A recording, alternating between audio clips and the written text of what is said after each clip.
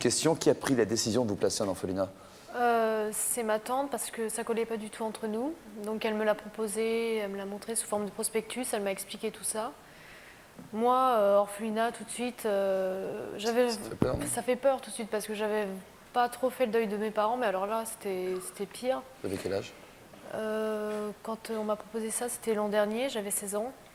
Et j'ai beaucoup réfléchi et puis je me suis dit non, je peux pas faire ça. J'ai essayé de changer de tutrice. J'étais voir un juge des tutelles qui m'a dit qu'il allait voir et il m'a envoyé une lettre comme quoi c'était pas possible parce que j'allais avoir ma majorité dans un an et qu'il préférait me laisser à Osmois pour que je m'épanouisse mieux qu'aller chez une autre tante, qui d'ailleurs n'était pas ma vraie tante. Mais... Ouais. Bah, elle n'était peut-être pas non plus très demanderesse ou c'était. Ouais. Il faut qu'il y ait vraiment. C'est comme un contrat, c'est-à-dire qu'il faut qu'il y ait deux parties prenantes. Hein. Il faut que l'enfant se sente bien avec la personne et que la personne. On voit bien ce que ça donne concrètement. Et alors, quand la décision a donc été d'aller vers l'orphelinat? Bah, ça a été dur au départ. Je sais que c'était au début des grandes vacances, ça a fichu un peu mes grandes vacances en l'air, mais bon, les 2 premiers mois que j'étais à l'orphelinat, c'est sûr, faire les connaissances, s'habituer à être dans un orphelinat, la vie en collectivité, tout ça, à apprendre, ça a été dur. Puis bah, maintenant, je m'y sens bien. C'est l'habitude, le respect des autres, savoir s'écouter, ça va. Oui. Le fait de savoir votre mère malade, est-ce que ça vous avait permis de vous préparer à son décès, par exemple? Oui, en fait, j'avais 12 ans et j'avais toujours l'espoir que les médecins puissent trouver quelque chose pour la guérir. Et puis au bout d'un moment, je me suis dit, c'est fini. Et je me suis même pas posé la question où j'allais aller. Je pensais qu'à mes parents et je pensais qu'à mes sœurs aussi, parce que j'ai 2 petites sœurs, plus jeunes que moi. Et Ouais, c'était tout d'un coup, vous étiez débordé, vous ne saviez pas comment prendre le truc. D'accord. Votre papa, lui, est mort accidentellement. Oui. Alors, on a pu filmer la vie de cet orphelinat. C'est l'endroit où vous vivez, avec notamment Edmond, qui est juste là, qui s'exprimera juste après, qui est derrière vous. Vous nous avez dit tous les deux y être heureux, Edmond? Non, c'est pas le bonheur total, mais on essaie de retrouver un peu le calme qu'on avait avant. Puis essayer de reprendre une vie normale. Avoir des copains, une vie sociale. Des petits coins à vous, même si vous n'avez pas toute l'intimité qu'on peut avoir quand on a une chambre tout seul. Plutôt l'intimité qu'on a quand on partage une chambre avec ses frères et sœurs. Quoi. Ça ressemble plutôt à ça. C'est un reportage de Jean-Baptiste Clavry et de Benoît Grément.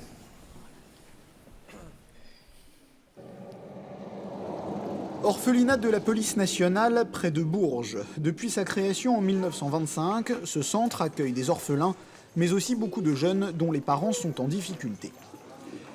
Edmond, 17 ans et demi, a perdu sa mère quand il avait 10 ans, son père quand il avait 14 ans. Il est arrivé au centre en septembre, comme Stéphanie, qui elle aussi est orpheline de ses 2 parents. Après la mort de leurs parents respectifs, Edmond et Stéphanie avaient d'abord été recueillis par leurs familles proches, Stéphanie par sa tante, Edmond par son oncle.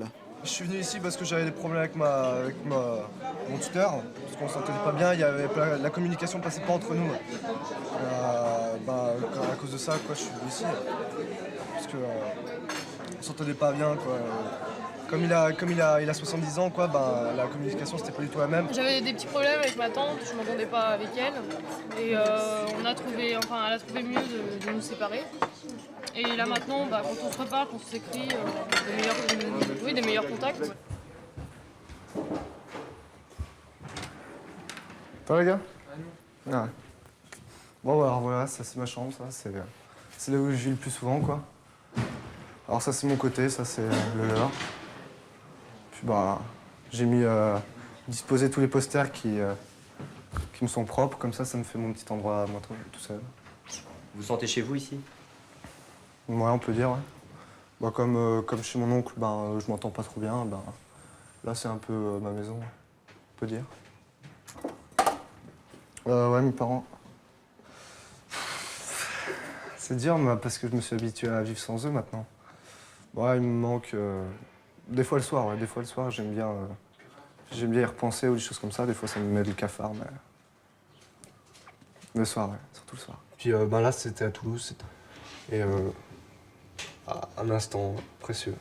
J'ai l'impression d'être un arbre sans racines, on peut dire. Parce que j'ai perdu tout ce qui m'avait aidé à grandir, tout ce qui m'a élevé.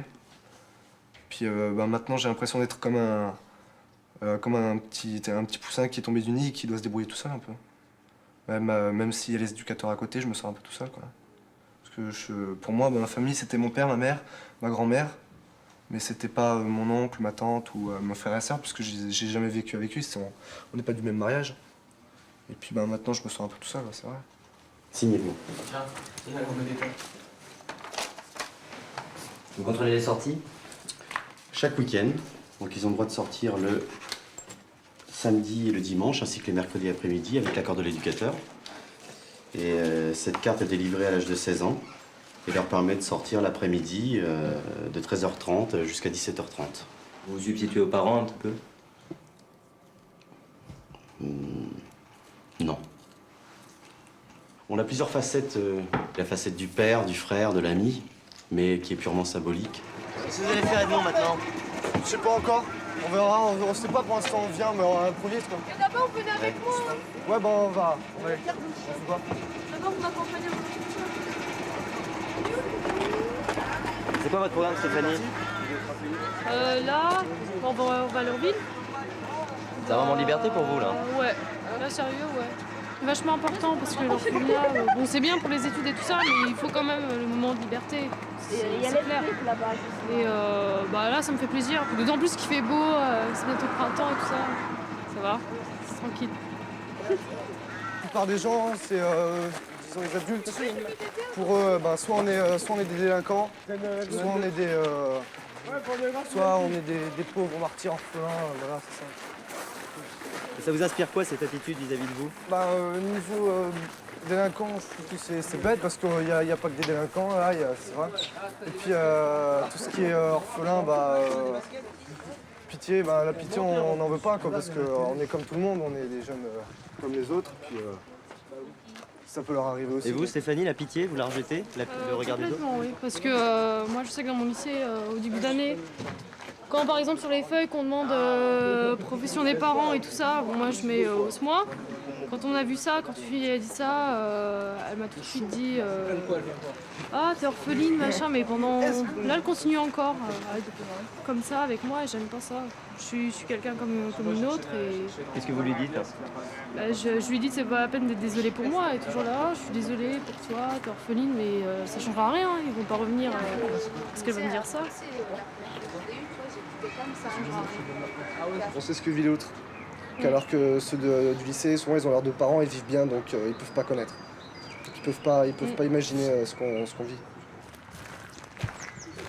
Je comprends pas pourquoi les jeunes ils disent nique ta mère, parce que ça se fait pas. La mère a rien à faire dans les histoires des jeunes, c'est entre eux, et donc ils s'insultent s'ils veulent entre eux. Ils ont pas insulté les parents, ça se fait pas.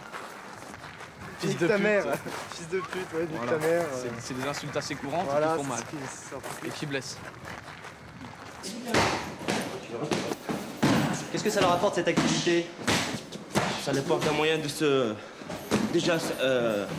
décompresser, déjà oublier la semaine qu'ils ont eue, dégager leur énergie dans une salle de sport, qui est un sport qui est assez spectaculaire, qui est la boxe thaï.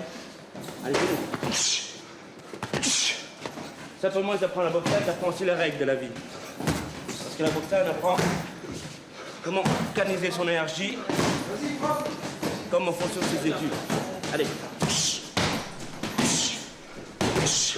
Gauche, droite. Droite, allez.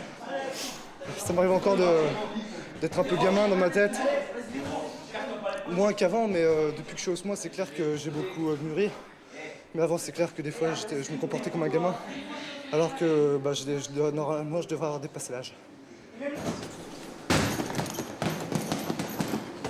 Avant, j'étais un enfant comme les autres, même très capricieux.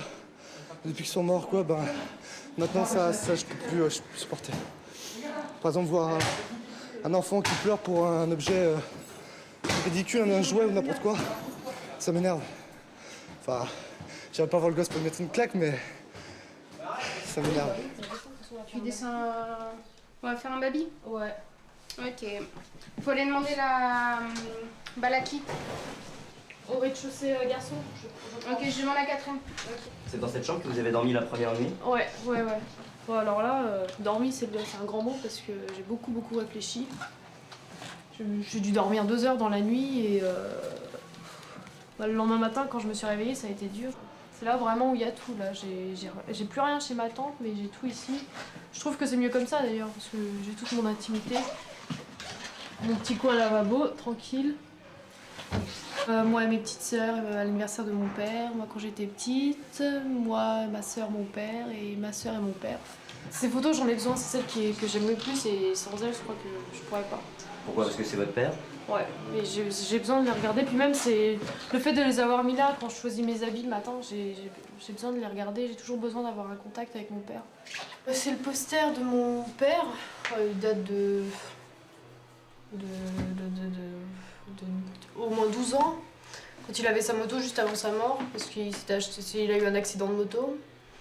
Et il aimait beaucoup sa moto, il se promenait, on habite près du lac Léman, se promenait avec sa moto au bord du lac Léman et il en avait fait une photo au début et ma mère qui l'aimait tellement, elle en a fait un poster. Et j'aurais pas fait ça il y a 4 ans par exemple, approcher un grand poster de mon père comme ça, je pense pas que je l'aurais fait. Mais là, comme j'ai réussi à faire le deuil et à oublier toutes les mauvaises choses, je pense que non, c'est bien, je l'aime bien ce poster. Puis je le regarde tout le temps, même quand je suis en études, je me retourne, je le regarde. Puis comme il est grand, ça a plus d'impact.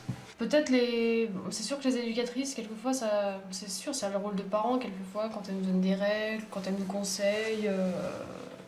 C'est peut-être ça qui a remplacé quelque chose, en fait. Mais je sais que rien ne les remplacera vraiment, c'est clair. Leur éducation, leur manière d'être et tout ça, je sais que rien ne les remplacera. Tous les dimanches, Edmond joue dans un club de football amateur, l'occasion pour lui de rencontrer des jeunes de la région avec qui d'habitude il évite de parler de sa condition d'orphelin. Quand je suis au foot, je leur dis, on parle de foot, on parle souvent des résultats de foot ou de ce qu'on a fait la semaine, tout comme ça, mais on parle pas des parents. Ils ont pas trop envie d'en parler, peut-être que ça leur fait revivre des mauvais souvenirs, des choses comme ça, quoi. Des fois, je comprends pas pourquoi les autres qui ont leurs parents critiquent leurs parents. Parce que c'est vrai que des fois, ils peuvent pas bien s'entendre avec eux. Mais en général, c'est bête de faire ça parce que les parents, ils sont là pour nous aider, ils sont pas là pour nous pourrir la vie, quoi. Ramène les ballons, Guillaume. Nico, tu restes avec le gardien? Les enfants, ils n'auront pas de grands-parents, ils n'auront pas de grand-mère de mon côté. Et vous, vis-à-vis de vos enfants, est-ce que vous serez différent d'un père ordinaire? Non, je pense pas, non. Parce que je trouve que mes parents, ils ont fait un excellent travail avec moi, ils ont été généreux, ils ont été gentils. Et je pense que je pourrais pas faire mieux qu'eux. Mais j'essaierai. Voilà le reportage de Jean-Baptiste Clavry, Benoît Grémont.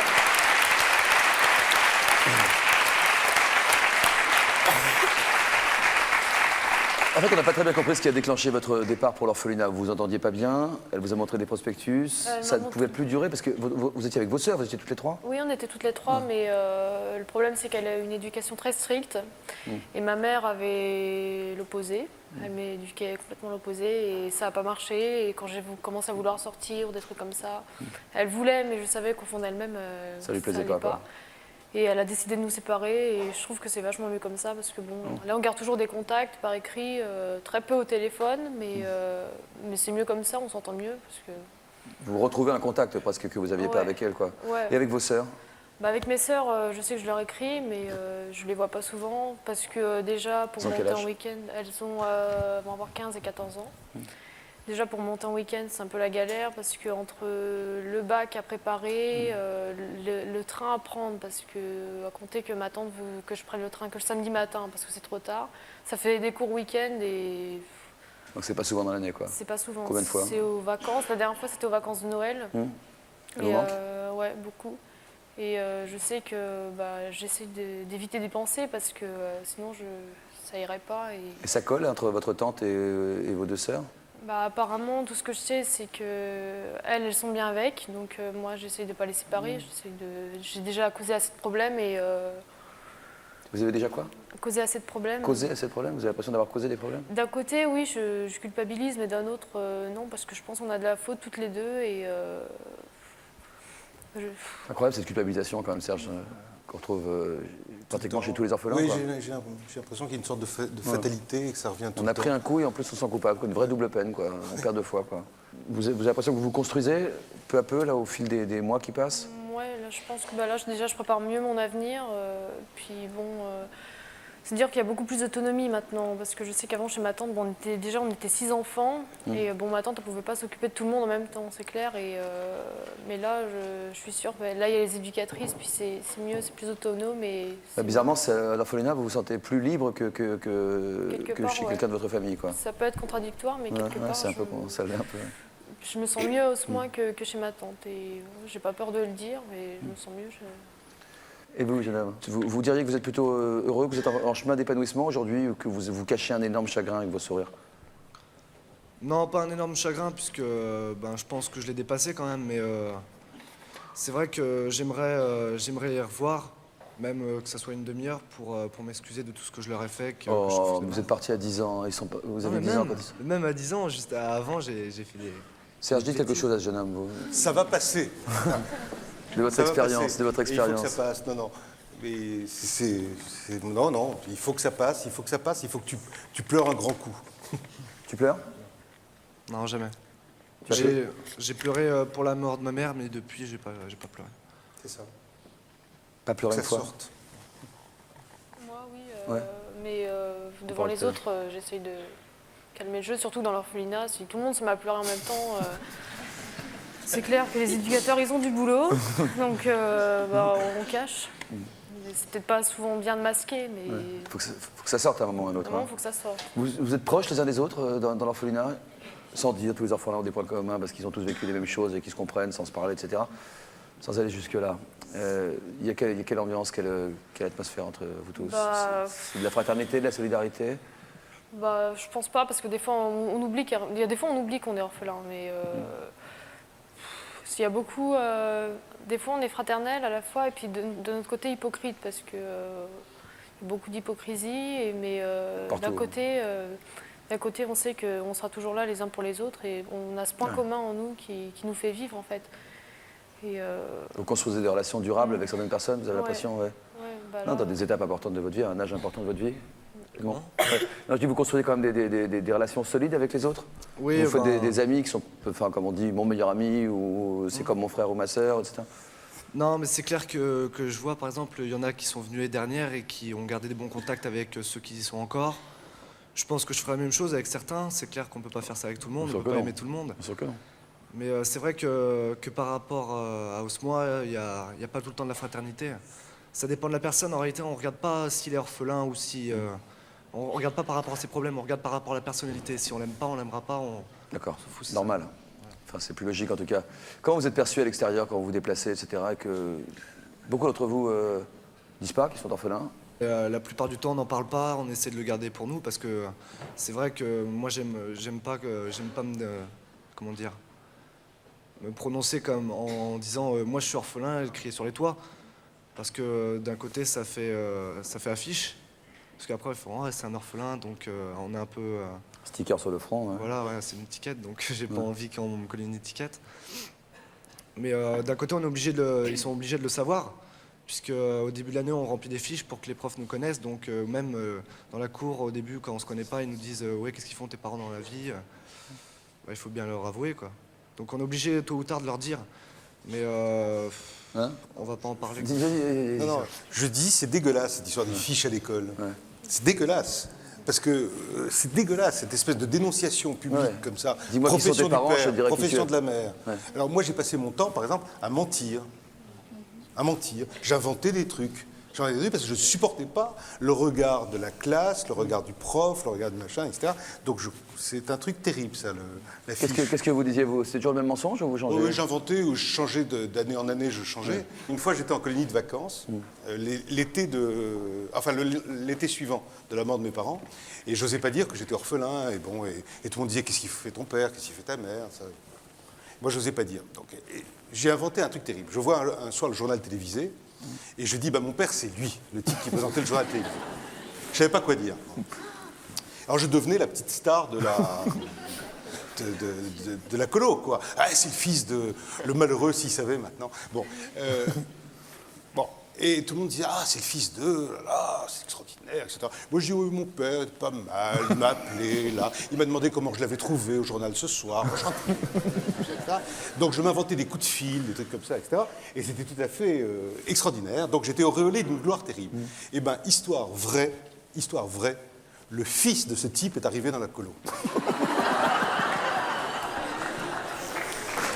Non, non. Non, mais... Ah, ça ne devait pas être rigolo, hein.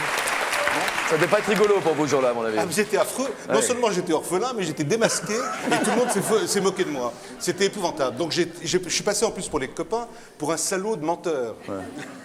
Donc c'était affreux. Il y avait l'autre, le vrai, qui était chouette. Ça allait bien pour lui. Moi, le menteur. Orphelin. Cauchemar. Inutile de vous dire que c'était un été absolument tragique. Ouais. Vous mentez parfois? Vous avez menti sur votre situation familiale?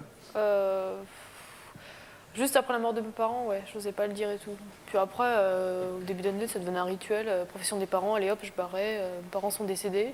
Bon, après, c'est le regard des profs aussi, ça nous gêne. Puis quand ils viennent nous voir à la fin du cours, je suis désolée, je voulais pas te faire de mal, alors ça tue encore plus. Mais alors les élèves aussi, les camarades, bah là, on voit qu'il y en a qui se détachent petit à petit, puis il y en a qui restent, qui essaient de poser des questions, d'essayer de parler. C'est vraiment de comprendre, quoi, qui s'apitoie pas. Mais il y en a, c'est juste quand on pleure qu'ils viennent, quand on rit, on les voit jamais, hein, c'est clair. Donc bah, c'est la pitié qui énerve, je pense. Non, mais moi je suis d'accord. Mais déjà, il y en a que quand ils apprennent qu'on est orphelin, ils évitent de nous parler. Enfin, ils évitent pas forcément de nous parler, mais on ne sera pas bons amis avec eux. Mais tu les mets mal à l'aise aussi, peut-être. Ouais, peut-être aussi. Les gens ne savent pas comment aborder parce qu'ils ne savent pas comment...